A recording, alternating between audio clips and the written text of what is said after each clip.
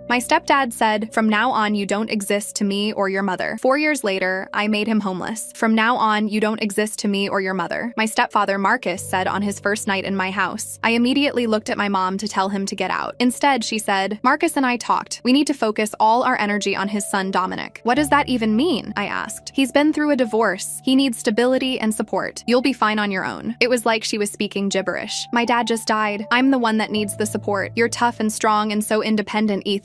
Marcus's voice cut through the air like a blade. "So from now on, you're on your own. That means no asking us for money, rides, or help with school. Nothing. You come to us with a problem, the answer is no. Don't waste your breath. You can't be serious," I said. "Do I look like I'm joking?" He didn't. "Mom, he's saying you're not allowed to be my mother anymore," she sighed. That sigh, the one that meant I was being difficult. He's not saying that. What else could he possibly be saying? I was standing now, screaming at the top of my lungs. "Don't be dramatic." Marcus rolled his eyes. I almost spit in his face. "You don't get to move into my father's house and throw me away like garbage. I'm her son, her actual son." Marcus's face went cold. "And I'm her husband, which means what I say goes. You can either accept that or make the next 4 years very difficult for yourself." He said it like a threat, like a promise. I looked at my mom one more time, begging her to say something. She didn't. "Fine," I said. "I don't need any of you anyway." Marcus smiled. "Good boy." He didn't know my dad left me $50,000 in a college fund. The day I turned 18, I was walking out of this house and never looking back. I just had to survive until then. For 2 weeks, I pretended Marcus didn't exist. He wasn't permanent. He was just some man who would eventually leave the same way he came in. That illusion shattered when I came home from school and found my bedroom door wide open, Dominic inside laughing. My room was empty, completely empty. The navy walls my dad and I painted together were the only thing left. My bed, my desk, my posters, the model planes we'd built, all gone. Dominic stood in the middle of it, filming himself panning across the walls. "This is going to be my new gaming setup," he said. "Dad's getting me a wraparound desk and a projector." He spotted me grinning. "Oh, hey Ethan, where's my stuff?" "Garage, I think. We're painting it black and red tomorrow." The navy's depressing. Something cracked inside my chest. This was the room where my dad and I painted together, where he got navy on his elbow and didn't notice for an hour, where he promised it would always be my safe place.